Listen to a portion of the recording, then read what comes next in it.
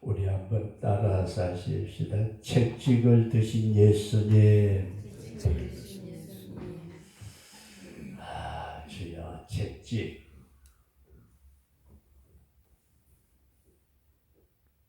저와 여러분들을 향하여서는 채찍을 드시지 않기를 주의 이름으로 축원합니다. 낮에 말씀을 드렸는데 종례주일에 예수님이 나귀를 타시고 예루살렘에 들어가셨을 때에 많은 무리들이 호산나 찬송을 부르면서 주님을 맞이했다는 말씀입니다. 그 예수님이 가신 목적지가 어디냐 하고 봤더니 예루살렘 성전에 가셨대요. 근데 성전에 가서 보니까 완전 난장판이었대요. 장사꾼들이 소리 지르고 난장판이 돼 놓으니까 예수님이 그 성전 안에 가장 깊은 지성소에서 영광을 받으셔야 될 예수님이 그 난장판 된 성전의 모습을 보시고 채찍을 가지고 소위 말해서 정리를 좀 하셨다. 그렇게 말씀을 드릴 수 있습니다. 오늘 이 말씀에서 늘 제가 성경을 보면서 여러분들의 말씀드린 게 그건 역사적인 사건이고 그래 예수님이 성전에 들어가셔가지고 채찍을 가지고 성전 청결하게 하셨대요. 그럼 그거하고 나하고 무슨 상관이죠? 저와 여러분들이 성전이다. 그렇게 믿어주시길 바랍니다. 우리가 성삼위 하나님의 영인 성령을 모신 전이라고 말씀을 했고 그 전인 우리가 주님 앞에 섰을 때에 주님이 나를 보시고 깨끗하고 괜찮네.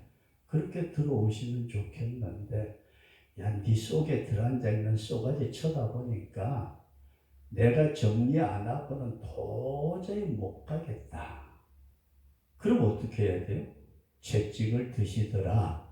여기까지 이해되시면 하면 그래서 이런 사실을 우리가 생각하면서 저와 여러분들이 내가 성전이고 다른 데 쳐다보지 말고 건물 쳐다보고 새섬이 성전, 새섬 교회가 성전이고 그러니까 내가 가서 청소도 깨끗하게 필요하지만은 그게 아니고 우리 한번 따라서 하십시다. 내가 성전입니다. 내가 성전입니다. 저와 여러분들이 성전이다 그런 말씀이에요. 그러면은 주님이 그 성전의 가장 깊은 자리에 앉으셔서 영광을 받으셔야 되는데 여러분들과 제 속에 들어앉아 있는 게 뭘까요? 아무리 쳐다봐도 뭐 먹었으니까 똥밖에 더 들어있습니까? 하고 말할지 모르지만 우리 속까지에 요걸 이제 정리를 하고 부활의 주님을 내가 모실 수 있다면은 오히려 복이다. 그런 믿음을 꼭 가지시면서 채찍을 드신 예수님이 그때 당시는 채찍을 드셨지만은 나에게 오셔서는 채찍을 드시는 게 아니라 네가 조금 일에 충성했으니 내가 큰 것을 맡기겠다. 칭찬하실 수 있는 우리 그런 성도가 될 수 있기를 주의 이름으로 축원합니다. 그러면서 첫 번째 오늘 이런 말씀을 드리고자 합니다. 예수님께서 예루살렘 성전에 들어가셔서 채찍을 휘두르셨는데 성전이 뭐냐?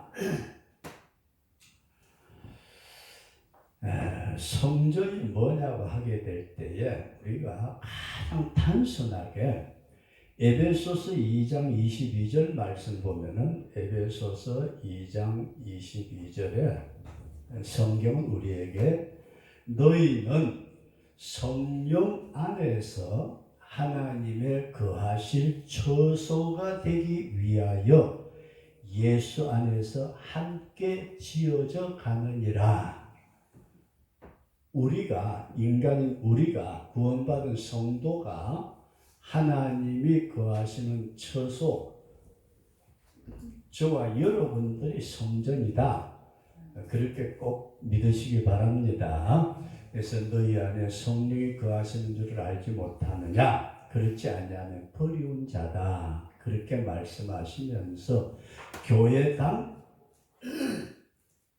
예배당, 그런 당이라는 말은 예배를 드리는 집, 교인들이 모이는 집이 교회당이고 예배당이고, 한 사람 한 사람 그리스도의 피로 구속하여 하나님의 영이 거하시는 성도가 뭐라고요? 성전이다. 그렇게 믿어지시기를 바랍니다. 그러면서 성경에 나타난 말씀 보면 하나님이 성전된 우리 인간을 너무너무 사랑하신대요. 뭐 하신다고요? 저와 여러분들을 성전된 성도를, 하나님의 백성을 너무너무 사랑하시는데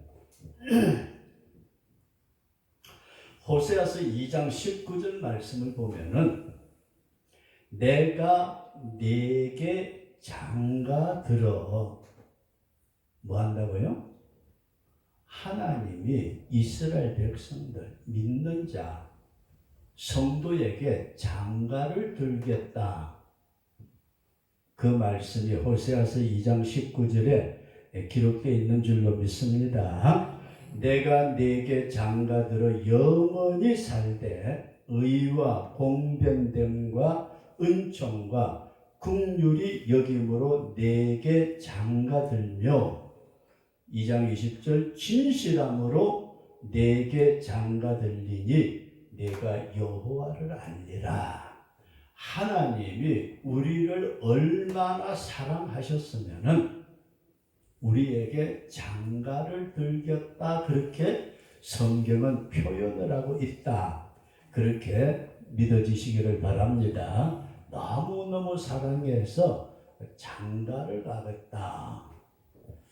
그 다음에 두 번째로 여러분들과 제가 이 성경을 해석을 할 때 여러 가지의 견해가 있지만은 마태복음 13장의 말씀을 보면은 마태복음 13장 44절에는 저와 여러분들이 많이 들어서 잘 아는 밭에 감추어져 있는 보배에 대한 얘기가 나옵니다. 밭에 감추어져 있는 보배, 보화. 그 말씀을 하셨고, 그 다음에 45절에서 46절 말씀을 보면은 천국에 대해서 말씀하고 있어요. 비유 세 가지를 말씀을 하는데 45절에 나타난 말씀을 보게 되면 어떤 진주를 구하는 장사가 있었대요. 진주. 흑진주인지 뭔 진주인지 모르지만은 이 사람이 진주를 구하는데 세상에 하나밖에 없는 기막힌 진주를 보았대요. 그래가지고 그 장사꾼이 자기 집의 모든 재산을 다 정리해가지고 그 진주를 샀다. 그런 얘기가 마태복음 13장 45절에서 46절에 기록되어 있는 말씀이다. 그렇게 믿어지시기를 바랍니다. 그리고 47절 이하에서는 물고기를 모으는 그물에 대한 말씀을 하셨는데 오늘 여러분들에게 먼저 이런 말씀을 좀 드리려고 합니다. 아주 값진 진주,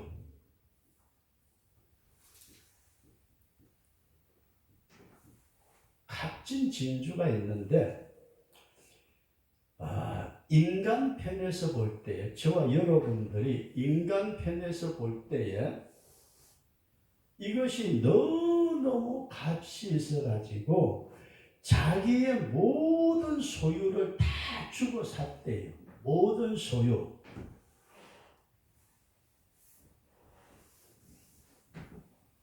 주고 그걸 샀는데 이 진주가 자기가 가지고 있는 모든 소유보다 더 가치가 있다. 그래서 자기 모든 소유를 다 주고서 그 진주를 샀는데 이 진주를 뭐라고 그러느냐. 우리 한번 따라서 하십시다. 천국. 저와 여러분들이 가지고 있는 게 얼마나 될까요? 저는 재산이 하도 많아가지고 아들도 있으니까 아버지 아들자. 근데 저 돈 많아요.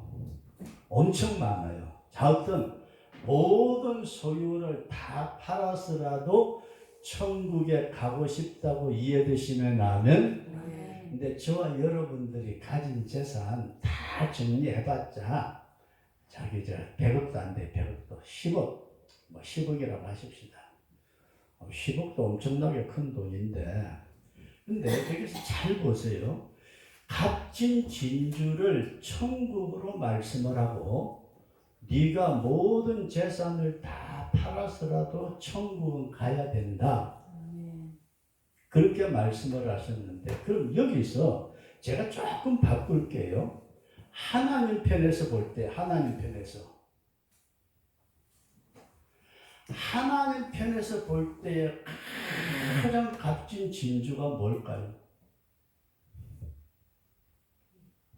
이게 여러분들과 제가 좀 성경을 어떤 사람 비튼다고 그럽니다만 조금 생각을 바꾸게 되면은 한 영혼이 뭐보다 귀하다? 한 영혼.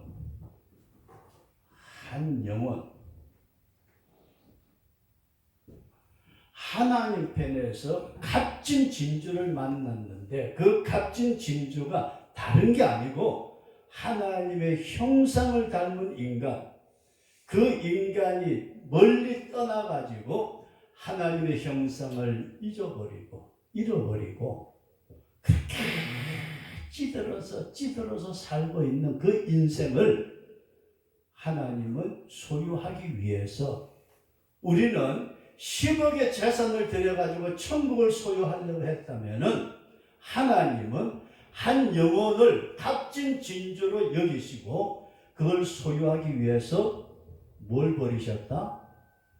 예수님을 버리셨다. 이해되시면 나는 대가를 지불하셨는데 그 대가가 예수 그리스도라, 그런 말씀이에요.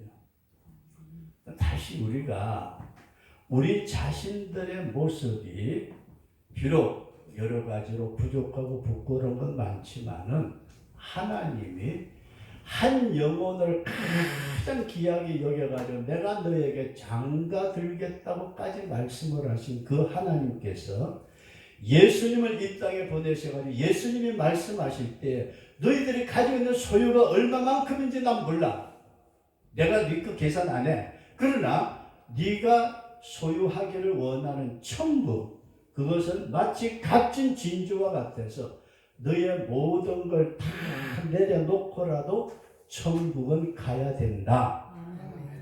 그런데 하나님께서 장가를 들겠다고 말하는 성도 한 사람을 값진 진주처럼 여기시고 우리의 영혼을 주님의 자기의 소유로 삼으시기 위해서 지불하신 대가는, 우리는 10억을 들여가지고 천국을 소유했다면은 하나님은 저와 여러분들을 하나님의 소유된 백성으로 삼으시기 위해서 누구를 희생하셨다? 예수 그리스도라는 엄청난, 우리가 돈으로 환산할 수 없고 상상할 수 없는 그분을 대가로 지불하시고 저와 여러분들을 하나님의 소유된 성전으로 삼아 주셨다. 이해되시면 나면, 그러니까 성경을 그냥 단순하게 보셔야 되는데 너무 복잡하게 보니까 힘들어지는데, 다시 한번 또 우리가 하나님께서 성전에서 예배를 받으시는데 예수님 당시에 성전에 들어가 봤더니 이게 완전 난장판이야. 강도의 구렬, 소굴을 만들어 놨어. 그러니까 주님이 채찍을 드셨다는데, 오늘 그러기 전에 우리가 생각하는 성전 때 사람을 우리는 예수 믿는 성도라고 말한다.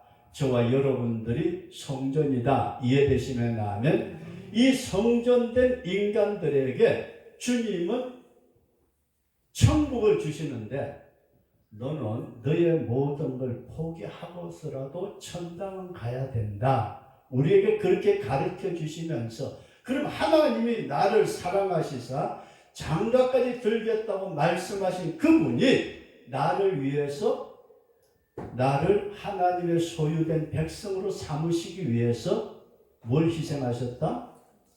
10억이 아니고 100억이 아니고 우리가 상상할 수 없는 예수 그리스도를 나를 위해서 희생해 주셨다. 이해되시면 아멘. 우리 앞뒤로 인사 한번 하십시다. 당신은 하나님이 가장 사랑하시는 사람입니다. 하나님이 가장 사랑하시는 사람입니다. 누가 당신을 사랑하신다고요? 하나님이요. 믿으시면 아멘. 그래서 이게 이 진주를 구하는 장사꾼의 비유를 우리 인간 편에서 볼 때는 굉장히 간단해요. 네가 가진 게 뭐야? 네 몸뚱아리, 네 생명, 네 전체 소유됐다고 생각되는 모든 것 그걸 다 내려놓고라도 네가 천당은 가야 돼. 그러면은 나를 하나님의 소유로 삼으시기 위해서 하나님이 나를 값진 진주처럼 나를 만나자마자 나를 위해서 하나님이 내려놓으신 것이 독생자 예수님이시다. 이런 사실을 우리가 믿음으로 바라볼 때에 이야 그래 나는 뭘 하나 구하기 위해서 그렇게 애쓰고 노력하고 지금까지 모았다는 재산을 그렇게 털어서라도 그걸 살려고 했는데 하나님은 나를 사시기 위해서 독생자 예수님을 대가로 치르셨다. 이 분명한 믿음과 확신이 저와 여러분 속에 있어지기를 주의 이름으로 축원합니다.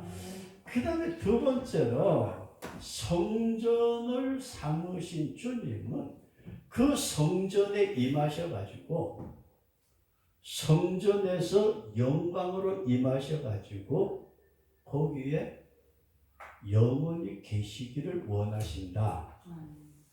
성전에 임하시고 영광을 나타내시고 그 다음에 영원토록 함께 계시기를 원하신다. 이 말씀이 이해되시면 하면 우리를 주님께서는 자신의 피로 값주고 사시고 우리를 자신이 거하시는 처소로 삼으시고 우리와 함께 영원토록 영광으로 임재하시면서 우리에게 은혜로 함께 하시기를 원하시는 분이시다. 마태복음 28장 20절에 내가 세상 끝날까지 항상 너희와 함께 하리라. 주님이 함께 계시기를 원하시는 줄로 믿으시면 아멘. 근데 여러분들에게 제가 엉뚱한 소리 좀 해볼게요. 혹시 삼식이라는 말 들어보셨어요? 뭐죠? 삼식이?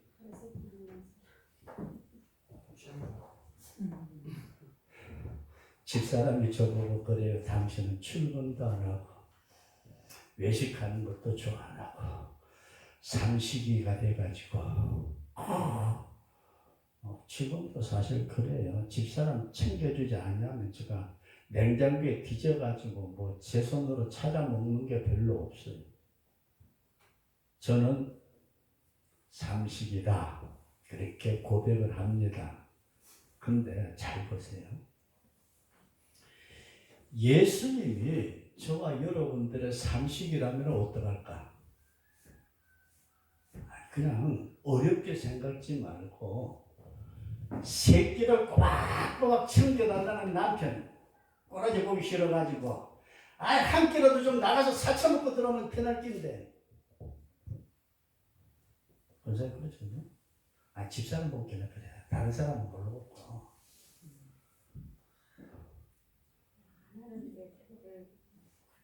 뭐라고 그런데 크게 말해요 진짜. 예수님이 나의 삼식이가 되기를 원하신다면 어떻게 대할까? 이해되시면 나는 우리는 주님이 우리와 함께 계신다는 이 사실 자체를 어떻게 보면은 망각하고 지낼 때가 너무 많아요. 예수님이 매 끼니 때마다 밥해달라고 그러면 여러분들 어떨까요? 박 집사님, 우리 나가서 사먹는 거 이제 질 좀 드려야 될 것 같아요.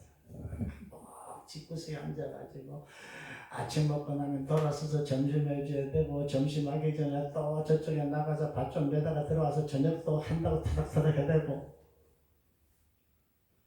근데 여기서 우리가 다른 건 제가 그냥 넘어가시고, 주님은 저와 여러분들을 성전으로 삼으시기 위해서 자신을 버리셨고, 그 예수님이 나에게 오셔가지고 나와 함께 지내기를 원하고 계시는데, 우리는 삼식이 신랑이 귀찮을 때가 있는 것처럼 주님을 잊어버리거나 귀찮게 여길 때가 없던가. 내 중심에 계시는 주님을 우리가 한번 깊이 생각하자, 그런 말씀입니다. 마지막으로 말씀을 드리고자 하는 것은, 주님이 나에게 지금 오셨을 때에 주님이 채찍을 드실까? 아니면은 칭찬을 하실까?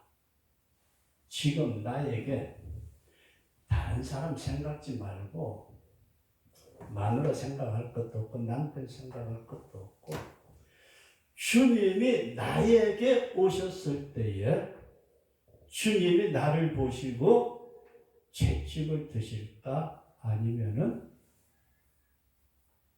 다른 모습으로 오실까? 이 성경이 우리에게 보여주고 있는 말씀, 잘하는 말씀을 쉽게 말씀을 드릴게요. 베들레헴 마구간에 어린아이로 탄생하셨던 예수님, 그 마구간이 병원에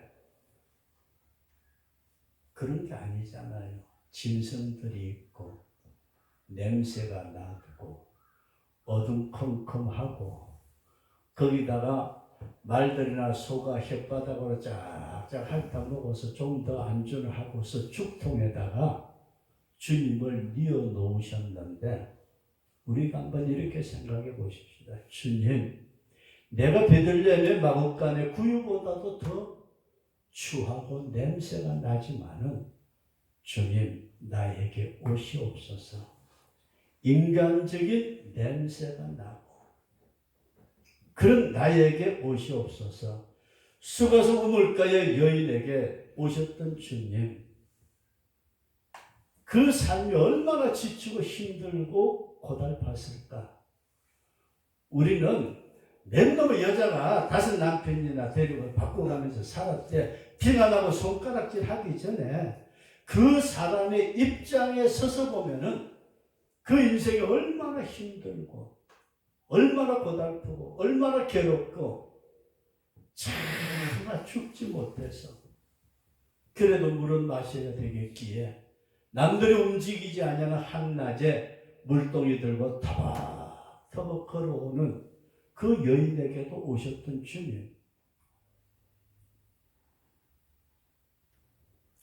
여리고성의 삭개오, 돈이 많은 것 같았지만은 동족들에게까지 비난과 손가락질 받으면서 너희들이 욕해라, 그래도 나는 돈이면 최고다, 그렇게 생각하던 세리장 삭개오를 찾아오셨던 그 주님, 그때 찾아오셨던 주님이 채찍을 들고 찾아오셨더라면은 어떻게 했을까요? 수가성 우물가의 여인에게도 구원은 없었을 것이고 삭개오의 집에도 구원은 없었을 것이라는 것입니다. 오늘 주님, 나에게 오시옵소서. 채찍을 들고 오시지 마시고 주의 긍휼과 은혜와 사랑으로 오시옵소서. 이런 신앙의 고백이 이번 주간에 우리에게 있어지도록 저와 여러분들 아무리 살펴보아도 제가 늘 그런 생각을 가질 때가 있어요. 내가 어떤 잘못을 저질렀을 때에 주님이 그때마다 그 잘못에 대해서 징계하시고 책망하시고 갚으셨다면은 저는 지금까지도 살아있지 못할 존재다. 전 분명하게 그렇게 고백할 수밖에 없어요. 채찍을 들고 오셨던 그 주님이 오늘 나에게도 다가오셔서 채찍질 하신다면은 주님, 저 견딜 수 없어요. 2000년 전에 십자가 지시면서까지 그렇게 찾기를 원하셨던 한 영혼, 때때로는 실패했고 실수했고 범죄했고 주저앉아 있었고 눈물 흘렸고 남들이 알지 못하는 탄식과 원망 속에 살아왔던 저이지만은 베들레헴 마구간에 구유까지 오셨던 주님, 내가 여기 있습니다. 나에게 오시되 채찍은 내려놓아 주시고 주의 사랑과 은혜와 긍휼로 나를 찾아와 주옵소서. 그럼 부활주일날 뭐 하실래요? 주님 다시 사셨네. 그래, 주님 사셨다. 어떡하라고? 오늘 우리가 다른 건 다 그만두고라도 저와 여러분들을 지극히 사랑하셔서 내가 너에게 장가를 들겠다. 하나님 우리에게 그런 말씀을 하시고 너희들은 지극히 귀한 진주를 위해서 너의 인생의 모든 걸 다 내려놓는다 할지라도 나는 너를 위해서 예수를 내려놓았다. 그 예수님이 너에게 왔는데 너는 네 남편이 삼식이라고 힘들어했던 것처럼 나를 힘들게 하지 않았던가. 그러나 이 시간 주님 우리 내려놓기를 원합니다. 주님 앞에 베데스다의 목가의 환자처럼 절망하고 살아왔었고 수가성 물가의 여인처럼 힘없이 터벅터벅 인생길을 걸어가면서 자신의 모습에 처량함을 느꼈던 저희들, 세상 사람들에게 멸시받고 천대받기에 나는 오로지 돈이라고 돈 그러며 살아왔던 삭개오처럼 내가 어떤 모습으로 살아왔든지 간에 주님 이번 부활주일을 맞이해서 주님 앞에 내 자신을 내려놓기를 원합니다. 오시되 채찍 가지고 오시면 주님 저희들 감당 못합니다. 감당할 수 없습니다. 주님 사랑으로 자비로 은혜로 긍휼로 나에게 이 시간 오시옵소서. 우리 이런 믿음을 꼭 가지시면서 주여 이 시간 나에게 오시옵소서. 우리 통성으로 기도하도록 하겠습니다.